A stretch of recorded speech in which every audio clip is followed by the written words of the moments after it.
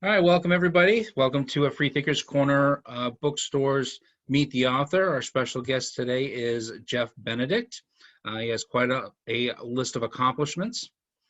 He's a best-selling author of 16 nonfiction books, everything from Tiger Woods to about the NFL, college football, basketball, finance. He's a special features writer for Sports Illustrated and the LA Times. He's written essays which have appeared in the New York Times. His stories have been on 60 Minutes, CBS Sunday Morning, HBO Real Sports, Discovery Channel, GMA, 48 Hours, NFL Network, NPR, and more.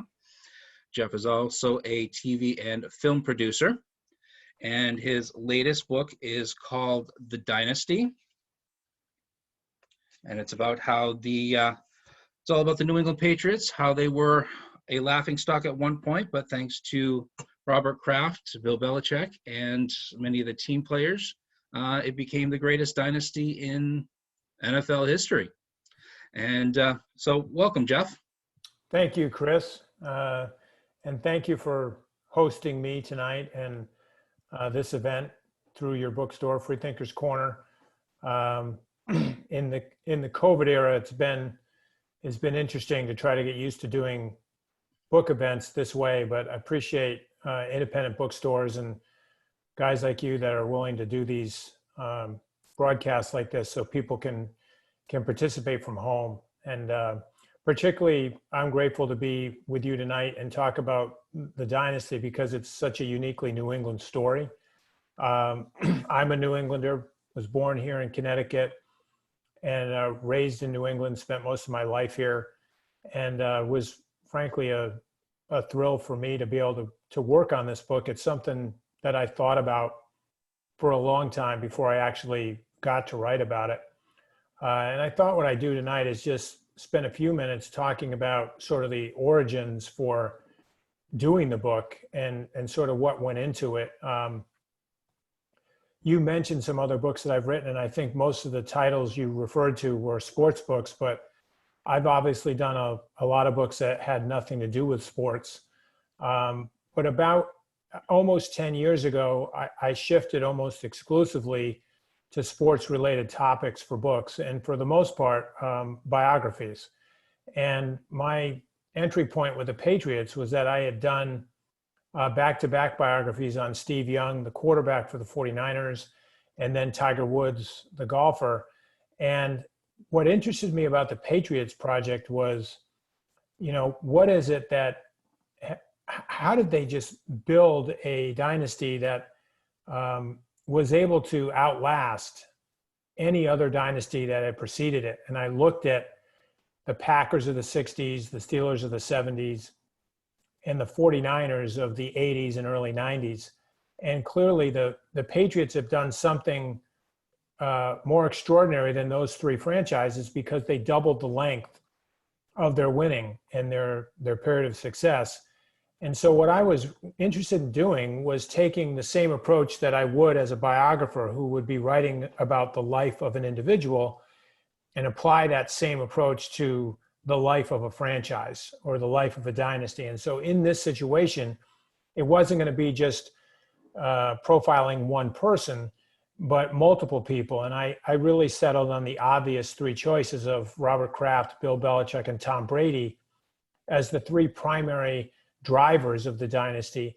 But from where I stood, there'd been so much written and said about Tom Brady and Bill Belichick over the years, and for obvious reasons. They're the ones whom you see so visibly. Tom's always got the ball in his hand. Bill's always got the headset on. They're always on TV every Sunday. They're the focal point of what we think about in the dynasty, hence the debate, who's more responsible, Brady or Belichick. But I wanted to come at this differently, and I thought the role of the owner provided me an opportunity to do something that hadn't been done before, which is to make him a central character, and in fact, the driving character of the story. And I thought it was appropriate for a number of reasons, because long before Belichick and Brady arrived in New England, Robert Kraft was on the scene, starting in 1971 when the Patriots first moved to Foxborough, and he became a season ticket holder and started bringing his little boys to games. And I think that process he goes through of years of watching a team that really wasn't very good. In fact, most years they were terrible. And he was watching them as a fan, sitting in the stands along with thousands of other people, and thinking about his desire to own the team and what he would do differently if he owned it. And tracking that up to the point where he finally gets possession of the team in 1994. And then there's that 6-year period between 94 and 2000 when Belichick and Brady arrived, where a lot of really important things happen, starting with his relationship with Bill Parcells, which was so contentious and, in terms of my perspective, so excellent for writing, because there's so much drama there and things that go on between them that are really important, though, to laying a foundation for the winning years that would come later. And so for me, Kraft is this sort of larger than life character that really fits in the paradigm with Brady and Belichick. And so the way I opened the book, I really chose 3 scenes to open up the dynasty that take place in very different times and places.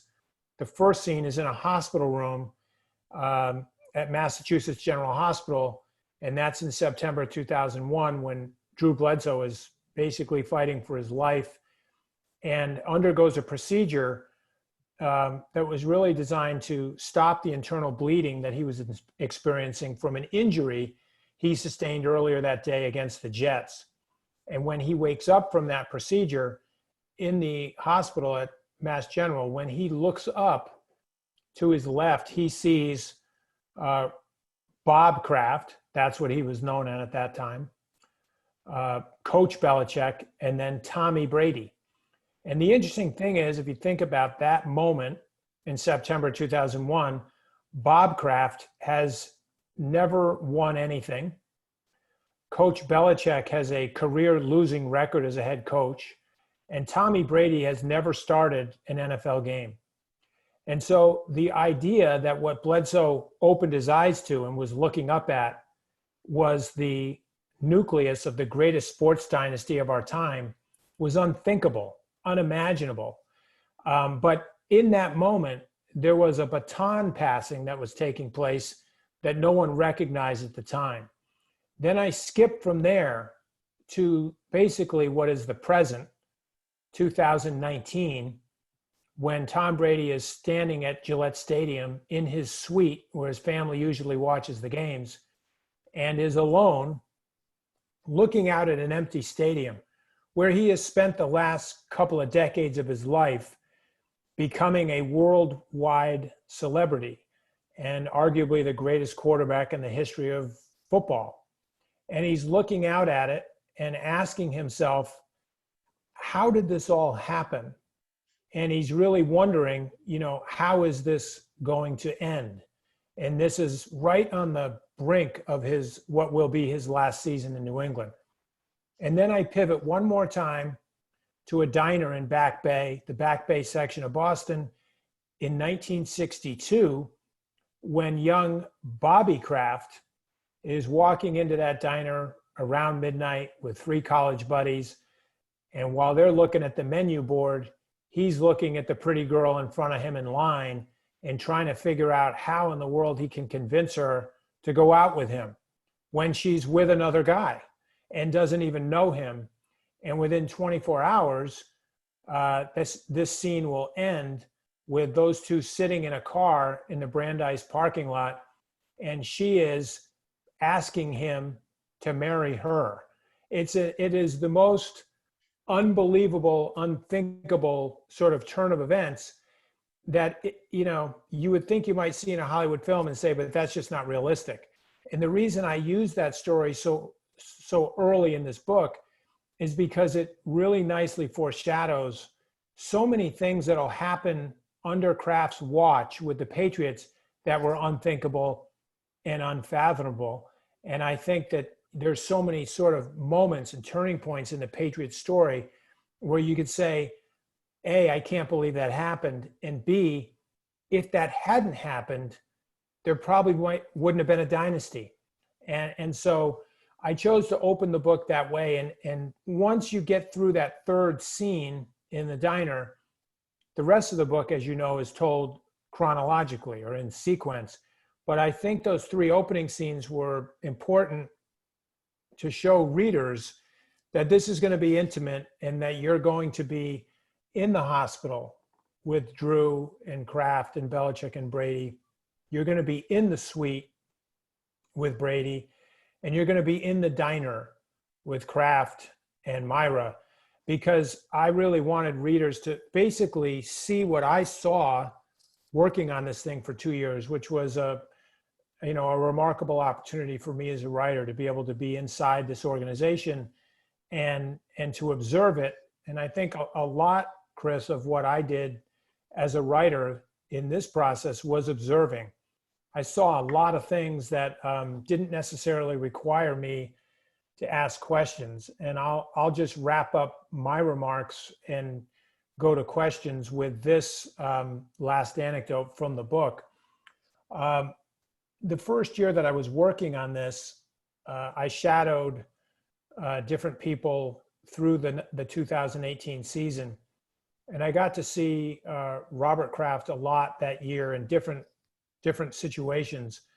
And one of the things that happened early on that year, the Patriots hosted the Miami Dolphins. And it was a game that was pretty much a wipeout in the sense that New England was beating Miami very badly. This was a game at Gillette Stadium very early in the 18 season. Mike Pompeo was a guest of Robert Kraft's at that game. And toward the end of the game, when it was clear the game was over,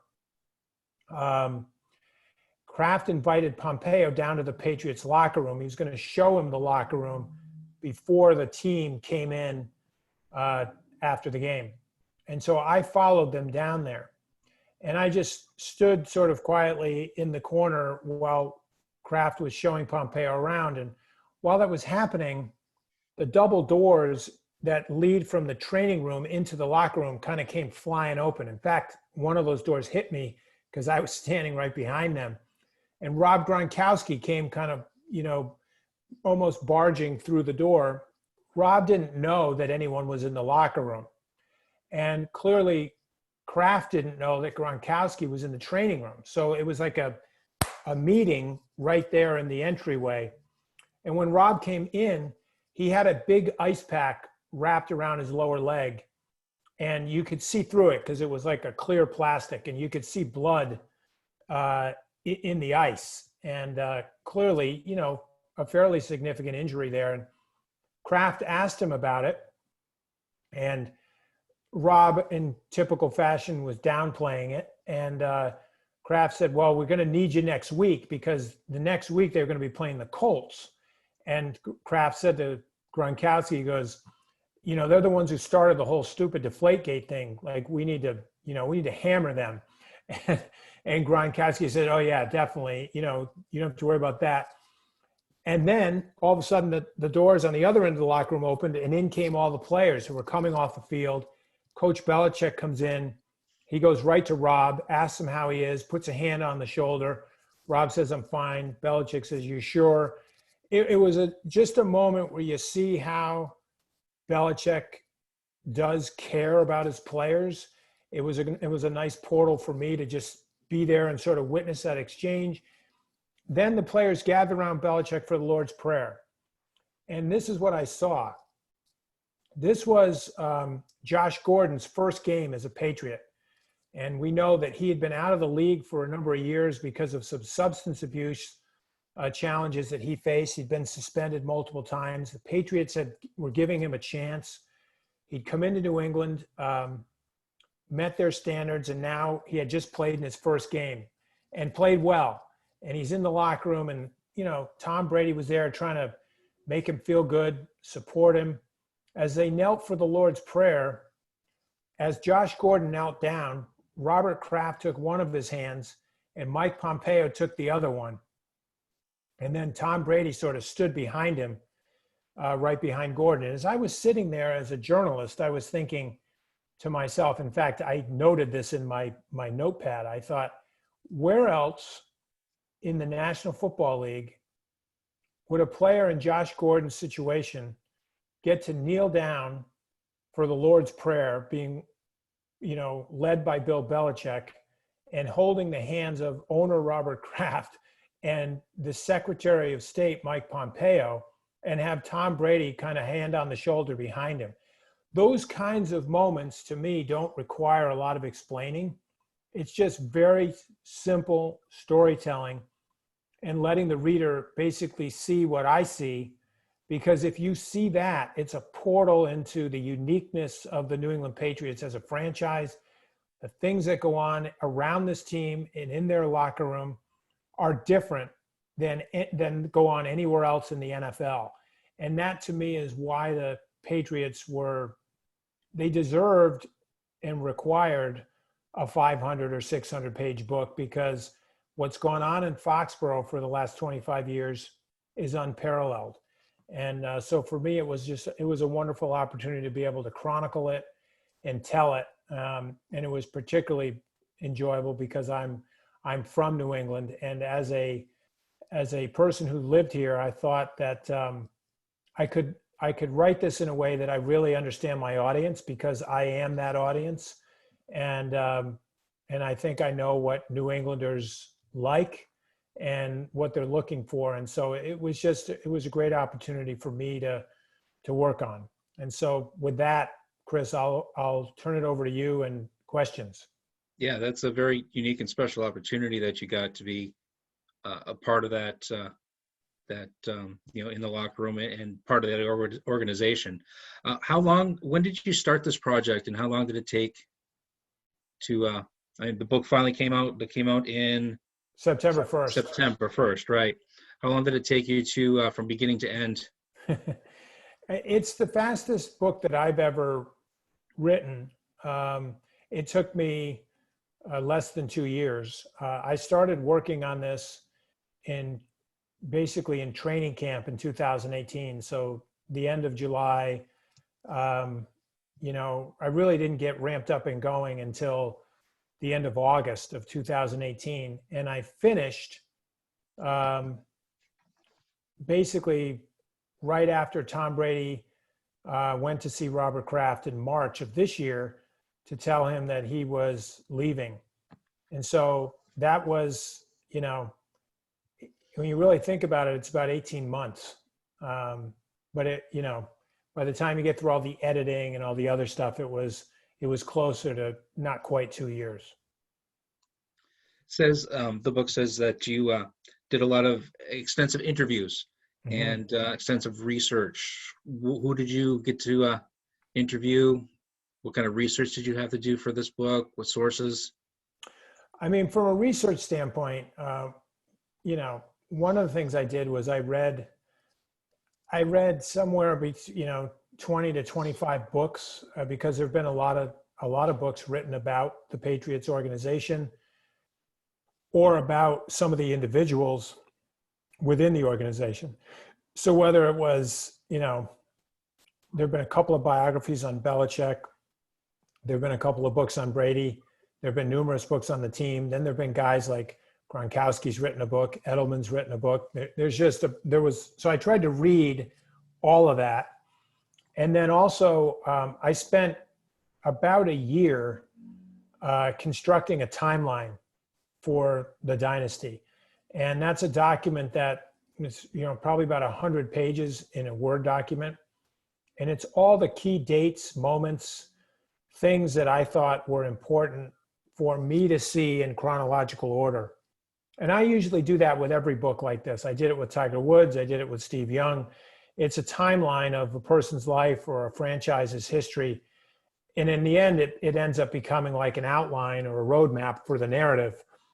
But that requires a tremendous amount of reading, not just the books that I was mentioning, but also if you think about all the articles that have been written over the years about this team, the films that have been made by NFL Films, by other networks that have footage about the organization. I went through a lot of that. Spent a lot of time at the archives at NFL Films in Mount Laurel, New Jersey. Also the archives of Kraft Media at Gillette Stadium. And and then the interviews, and the interviews are, that's a lengthy process, sitting down with people. But, you know, I interviewed, starting with Robert and Jonathan Kraft, Tom Brady, Drew Bledsoe, Willie McGinnis, Teddy Bruschi, Randy Moss, Rob Gronkowski, Deion Branch, just going through all of the different people that I thought were sort of central to the Patriots story, but also people who you might not expect to be part of the Patriots story, like network television executives at CBS or Fox, who have a big part in the Patriots story, or government officials, politicians who have certainly impacted what's gone on with the Patriots over the years. Rock stars. I mean, John Bon Jovi, Meek Mill. There's a lot of different personalities that you wouldn't necessarily expect to show up in this story, but they have a role in the Patriots dynasty. And so I tried to get to as many of them as I could for interviews. Actually, I forgot to mention Bill Belichick. That's kind of an obvious one. I think I said it at the top here, but he's one of the three central characters in the story. So it was that process, just sort of plugging away one at a time, doing these interviews. And I also interviewed some of the players' wives, because I thought it was important to get input from women. Once again, because that's just a voice that so often in a football book, you don't have the voice of women. And women play such a huge part in this story, whether it's Robert's wife, Myra, who's, in my mind, one of the most important figures in the building of the dynasty, or the wives of some of the key players that are in the story. And so all of that is in there. What was the highlight of your research? What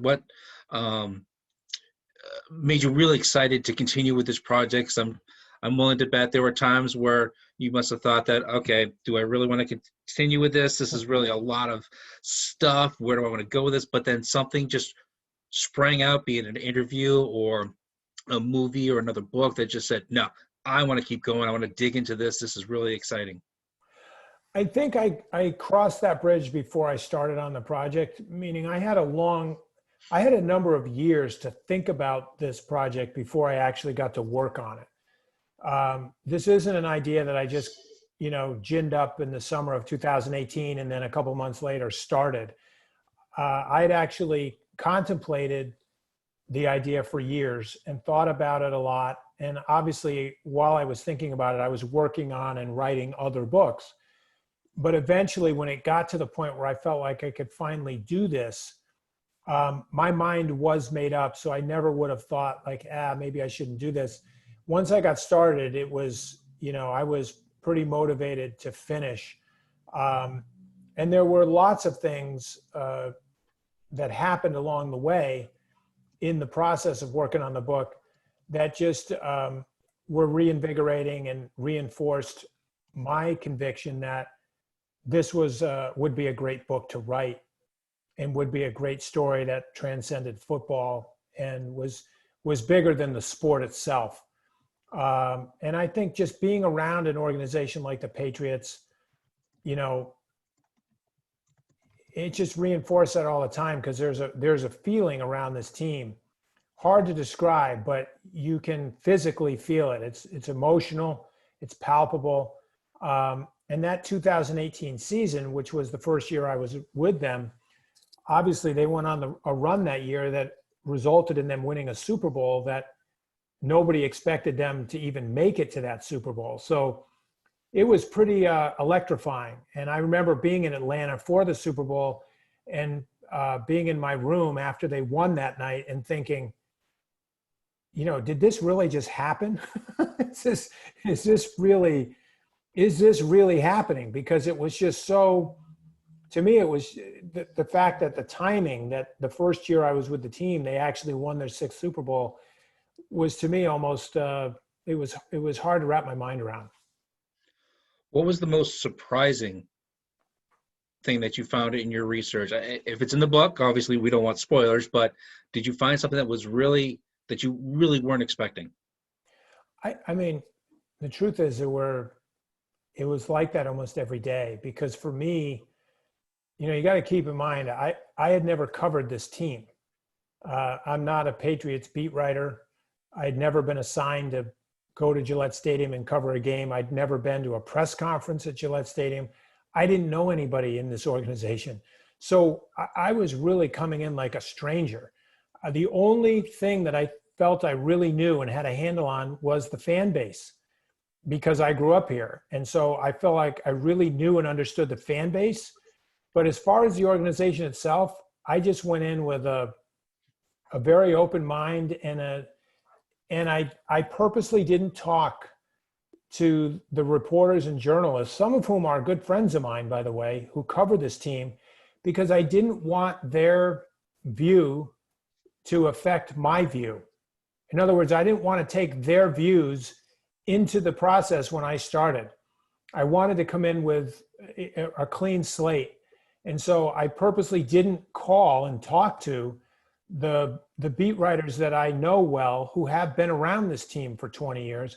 I didn't even tell them I was doing the book, because I just didn't want to be, tainted's not the right word because it has a negative connotation, but I'm just saying is that I didn't want what they knew Sort of led in one direction or another. Yeah, I wanted to go in sort of kind of completely open-minded and just see where's this thing going to take me. And so normally in a process like this, I would talk to journalists that I know and get, information from them and intelligence and background and where are the minefields and, all that kind of stuff. In this case, I made a conscious decision to not do that. And in the end, I'm really glad I didn't. Where did you get to spend your time when you were observing? Were you in the press box? Were you down on the field? I know you mentioned you were in the locker room afterwards. Mm-hmm. I was never in the press box. I've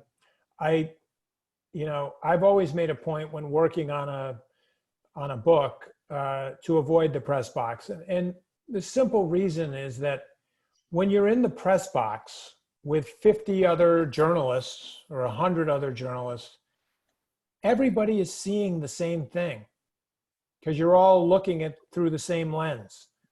And I think the job of an author who's writing a book is you owe it to your reader to look at it from a different perspective. And so sometimes that means physically putting yourself in a different place. So I didn't go to press conferences and I never watched games from the press box. I wanted to see things from different angles, literally be in different places. So when I was at games, and I was at every home game in 2018, except for one, and I went through the playoffs into the Super Bowl, I always was in places where reporters wouldn't be, and I was never in places where reporters would be. I also, games were just, to be honest with you, going to games was one of the least important things that I did while working on this book. Because seeing the game itself isn't necessarily really helpful to me for the book that I'm writing. Because this book isn't really about 3rd and 10. This is about what happens behind the scenes, the things you can't see in the game. And so it wasn't that vital for me to watch the games per se. When I was at a game, it was usually because I was watching someone else. And whether it's the owner or being in the locker room and seeing the interactions after the game or, different things of that nature. But I also spent a lot of time, shadowing certain people. And, I traveled with Robert Kraft and with Jonathan Kraft at different times in this story. And because I wanted to see what it's like to be them and what it's like to be in the unique situations that they find themselves in as owner or as the team president of the most successful sports franchise of modern time.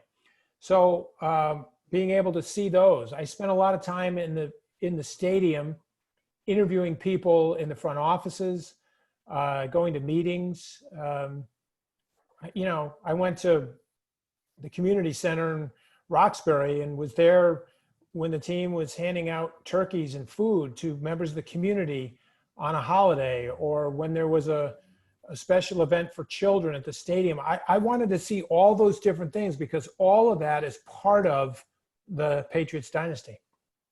Did you ever interview like some of the fans after the game, or like when you went to go see the turkeys and stuff? Did you interview any of the people who were the recipients of those? Yeah, so I did. I talked to. I would talk to people in those situations, and very. I even shot video and took pictures.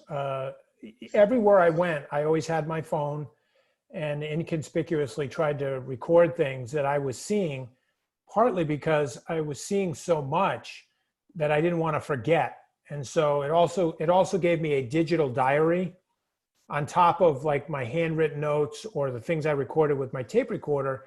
I have my digital diary on my phone, which is still photos and little video clips that I shot in a lot of these different places.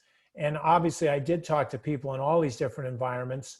It makes the reading experience for a reader more authentic because the writer, in this case, me, is in these situations and with the real people. So it gives it more of an authenticity.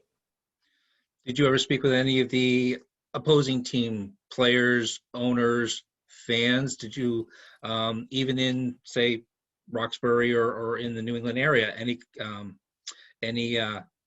negative, or as I say, non-Patriots fans? And is any of that in the book? It is because the Patriots are probably the most hated team in the NFL. And I think that's the reason that's an important part of the story is because, well, there's a couple reasons. Number one, that's actually a source of pride if you're a New Englander. The fact that everybody else despises us so much, we know why that is. It's because we have the best team. And when you win as much as the Patriots win, that is why teams look at you that way. It's like the old New York Yankees. There's a reason that everybody else couldn't stand them. It's because they had the best baseball team in America year in and year out. And so there's actually, in a strange way, that's a compliment. When other cities disdain you as much as they do, it's because they know that you're the best. Nobody disdains the New Orleans Saints or the Cleveland Browns or the Cincinnati Bengals. It's because those teams don't win. And so I think that that's part of it with New England. Also, I think that jealousy and envy, it plays an important role in the controversies that this team finds itself in. The Deflategate one is the one I'm thinking of the most because I think that whole controversy was really, at the end of the day, you could boil it down to envy. That's really what propelled and drove that to what it was. The flip side of that is this organization does an amazing job using that kind of adversity to propel themselves to higher and higher heights. And so I can't think of another sports franchise that does a better job using opposition and adversity to create winning. And that us against the world mentality, New England versus everybody, Kraft and Belichick and Brady have made a killing out of that. And so even when Roger Goodell is bringing the hammer down on the Patriots and specifically on Brady, inadvertently, what he's really doing is just driving the Patriots even harder to excel. I mean, if you think about it, they went to more Super Bowls and won 2 of them, technically you could argue 3 of them, after they were accused of deflating footballs. They beat Seattle, then they beat Atlanta, they almost beat Philadelphia, and then they beat the Rams. All of that happened after Deflategate. And so I think that, yes, all of that's in the book because I think it's all an important part of the story. You mentioned that, well, New Englanders in general are a unique breed. It's a unique part of the country. And you said it's more of a compliment. We have Scott Campbell here on Facebook Live made a comment that they hate us because they ain't us. Yeah, and that's what I mean. Scott's view, I think, is representative of how so many people in New England feel. And the truth is, Pittsburgh would feel the same way, and probably did feel that way in the 70s when they had the run that they had. And in the 80s, it was the 49ers. Everybody accused them of being cheaters, of this and that. And it's just because they were so much better than everybody else. They were better coached. They had better players. They had a better owner. And I think the Patriots just took it to a new level. They took it to a level that no one's ever taken it to before. And with that comes criticism and envy and all those other things. And he's right in the sense that that is the reason, because the reality is all these other fan bases that, despise New England, the truth is, if they were being honest, they would admit that they wish they had Bill Belichick as their head coach. And they wish Tom Brady had played for them for 20 years. And they wish that Robert Kraft had owned their team. I mean, that if people are being really truthful, that's what they would say. Do you have any of those controversies in the book? And if you were when you were researching them, was it difficult to go through separating the fact from the fiction, the conspiracy theories and all that? No, every one of the controversies is well documented in the book. I think it's part of the job. So Spygate is in there. Deflategate is in there. The Aaron Hernandez saga is in there. And I didn't necessarily find it hard to sort of ferret it all out. I think that's part of the job that's why I said in the beginning that I approached this the way I would the biography of a person, except this is just a franchise instead of an individual. But you got to go through the same steps, and it's the same process. And if you're being honest about it, what you discover is that Spygate is for real. Like, the Patriots did break a rule. They did film the Jets. And they filmed them in a way that was a violation of the NFL handbook, the rule book. And they got caught. And they acknowledged what they did. And they got fined for it. Like, those are facts. That's not made up. It's not conspiracy. It is what it is. But what that gave birth to was an even more damning allegation, which turned out to be completely made up and untrue, which was this idea, this notion that the Patriots also had illegally filmed the Rams prior to the Super Bowl in January of 2002, and that they filmed the walkthrough, their last practice. That was published in the Boston Herald on the eve of the Super Bowl against the Giants in 2008, and that was not true. That was a fabricated story, not supported by any evidence. But the reason everybody believed it was because earlier that year, at the start of that season in 2007, is when it happened with the Jets and they got caught. And so by the time the Boston Herald brings out this big controversial story, 5 months later on the eve of the Super Bowl against the Giants, everybody glommed onto it. Nobody really paid attention a few months later when the Boston Herald published those really embarrassing retractions, which said, we got it wrong, this wasn't right, and we're sorry. But to this day, people still say, well, they don't say the Patriots cheated by filming the Jets. They say they cheated by filming the Rams, because that's a much bigger deal, but that didn't happen. And so, yeah, I did go into all those things because I think it's important to get the facts right and to go through each of those stories, not go around them, but go through them. Scott also asked, ESPN finally retracted that walkthrough years later, didn't they?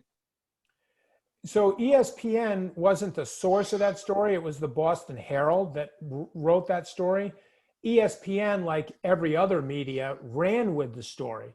And so it really wasn't ESPN's responsibility, shall we say, to retract it. It really fell to the Boston Herald. But what should have happened and didn't is that when you think about it, if everybody runs a story like that, that's that derogatory and injurious to reputation, you'd think that everybody who ran with it would retract it.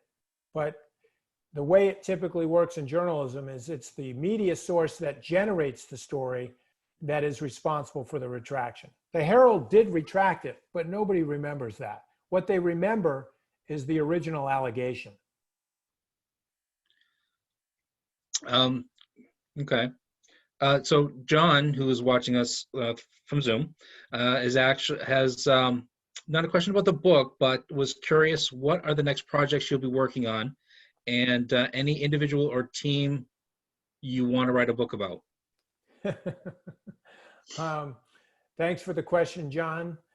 I have a film coming out in December on HBO.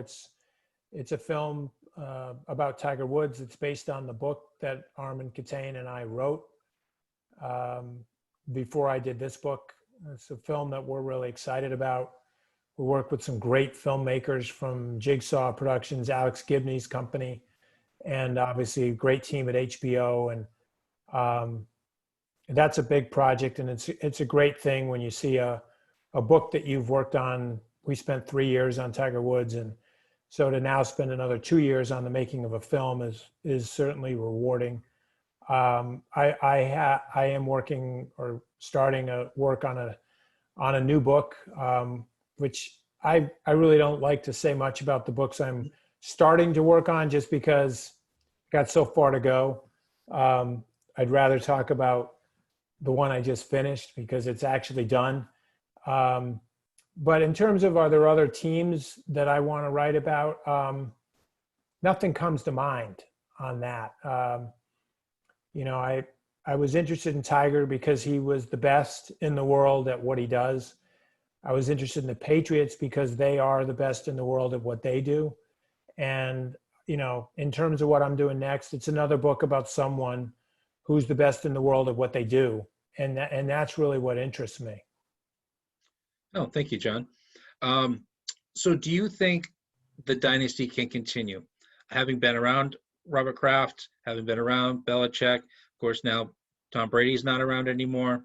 Do you think they can continue with this dynasty, or do you think it's a time to rebuild and to get back to that? Do you think they can get back to that?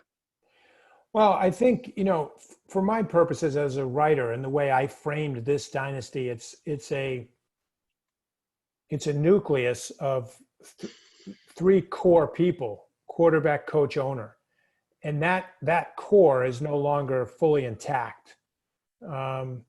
I think if any one of those three, Kraft, Belichick, or Brady, leave, it forever changes that core.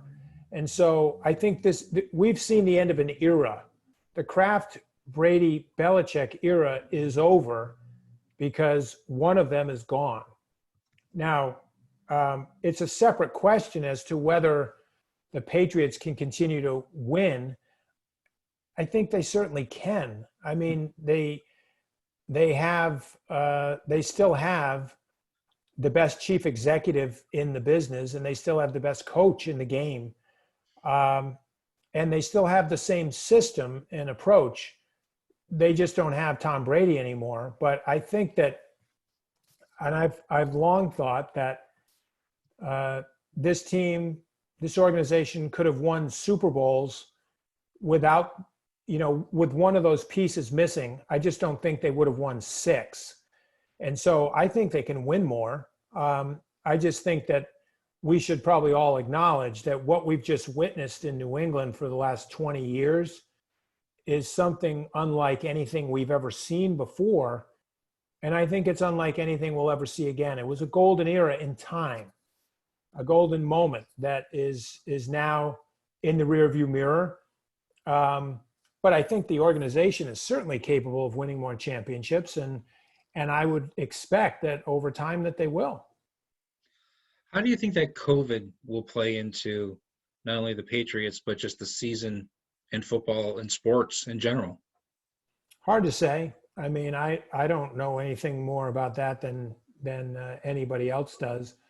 Uh, I just think that what we're seeing is how hard it is, how challenging it is to try to play sports. And when I say play sports, I mean sports that are a business. I'm not talking about high school football here. I'm talking about professional sports like baseball and basketball, hockey, football, the games that are revenue generating and that millions of people watch for entertainment, for distraction, for release, for all kinds of reasons.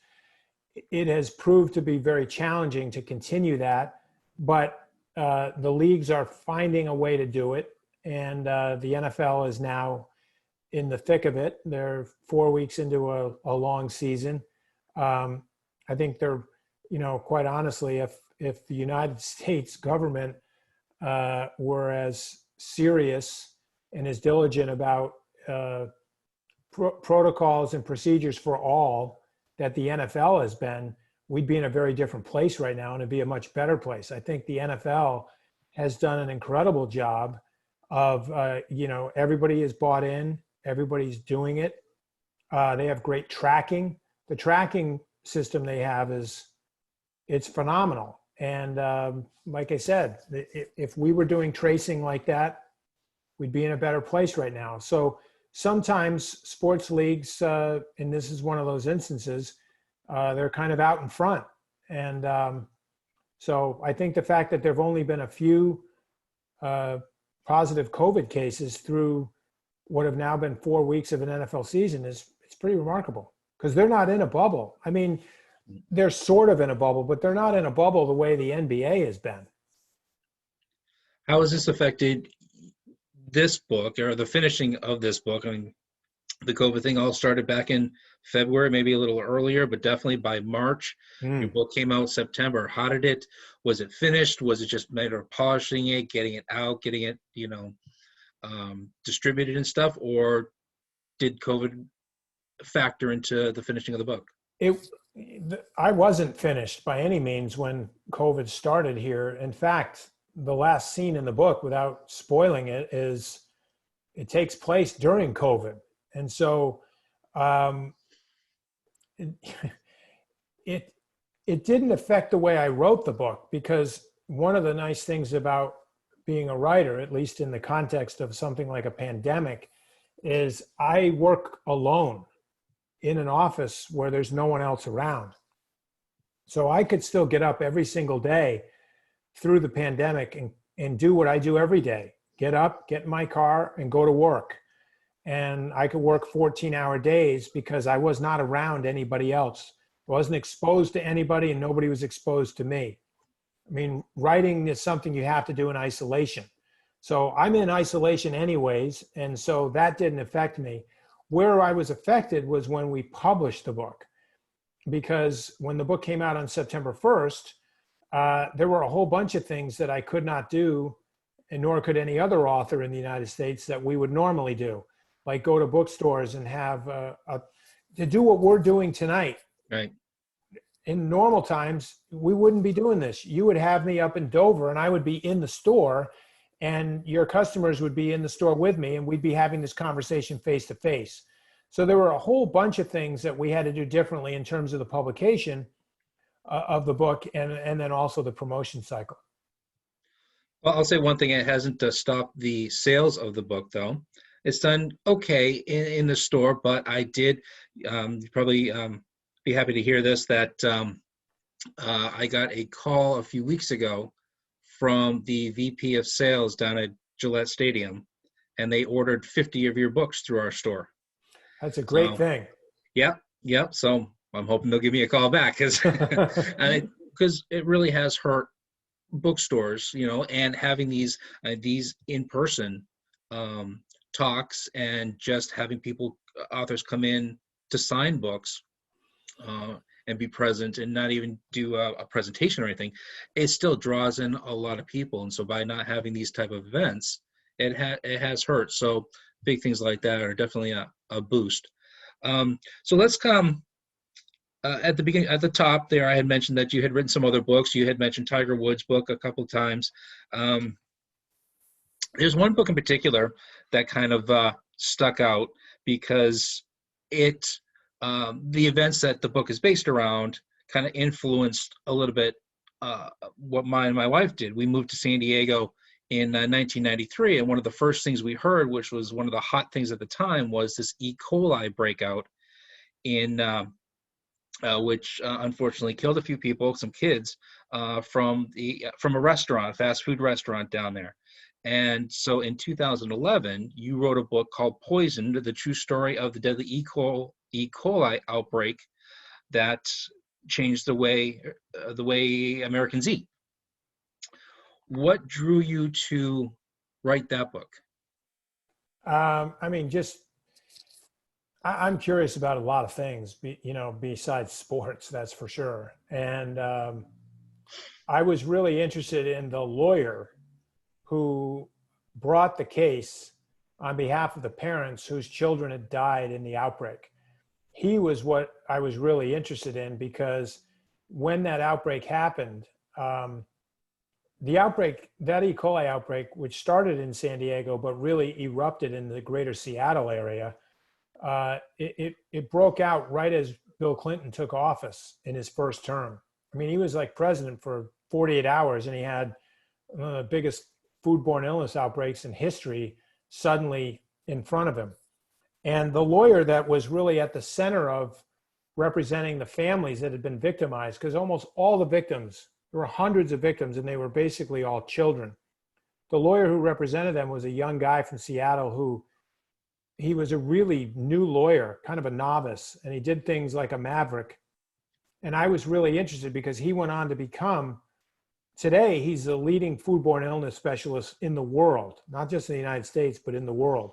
And it started with that E. coli outbreak. So that's what drew me into it. And I just got fascinated with the whole story and how impactful it was on the culture and on the business. And so that's why I did the book. Yeah, kind of when we got there, we were a little leery about that particular, and I must say I've never eaten at that particular restaurant, although things have definitely changed. Yeah. Um, and actually, a comment was made that I read about that that your book was likened to Upton Sinclair's The Jungle. That it kind of brought forth what his book in I think it was the 20s or 30s there brought forth the meatpacking industry and the labor movement and government at that time. Your book kind of brought to light at the current times in 1993 what was happening with the food industry. And somebody likened it to a John Grisham novel, only factual. That was one of the comments that I read. So you also did film. You do TV and film. You mentioned that you were working on a film. What other films are out there for people to look for? What platforms are they on that people can So maybe find on? Tiger Woods will be on HBO. It's a two-part series. It's a docuseries, so it's 4 hours on the second and third Sundays in December.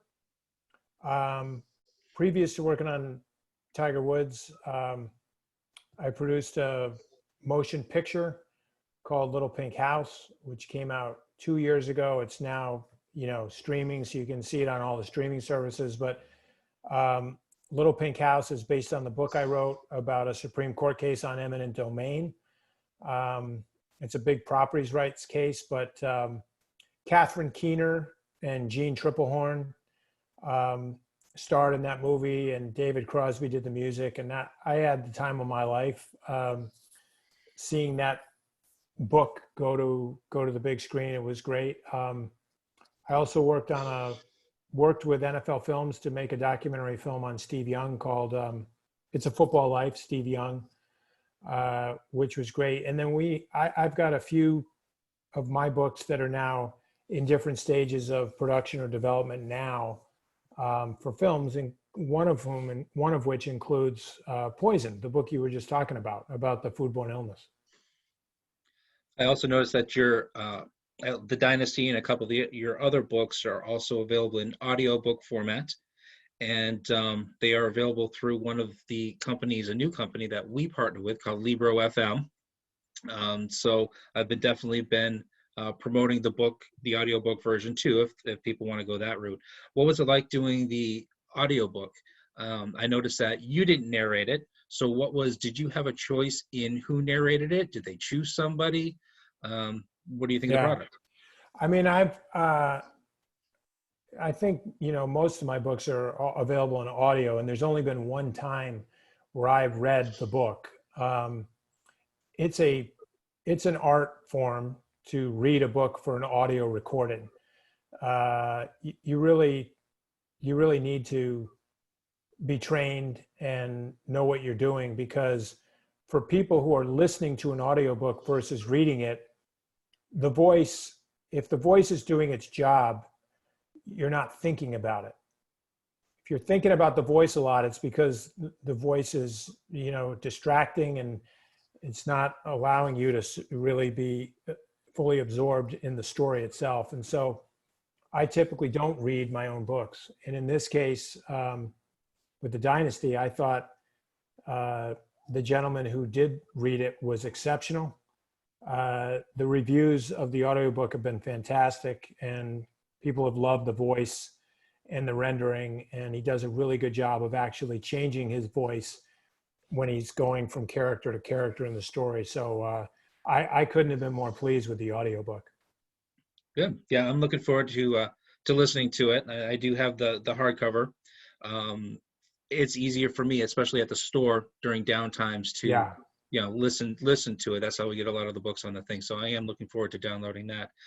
We're at 8:00. Did you want to continue, or? I would love to go eat dinner. All right. Well, we'll go ahead and then and let you go eat dinner. Thank you very much. Again, the book is The Dynasty. It's available at the Freethinkers Corner at our store. It's also available through bookshop.org, who we're also partnered with. And some of the proceeds from sales come back to us. So if you can't make it into the store, please use bookshop.org. Again, Libro FM, if you're into the audiobooks. And I'm willing to bet that it's also on ebook. It is. For us, it's Hummingbird Digital Media. Again, all those links are available through our website. And I would like to thank Jeff Benedict for writing what looks to be a fantastic book. Very interesting. Thank you for coming on and joining with us, and hope to see you in person one of these days. Thank you. Appreciate it. Have a good night. Thanks.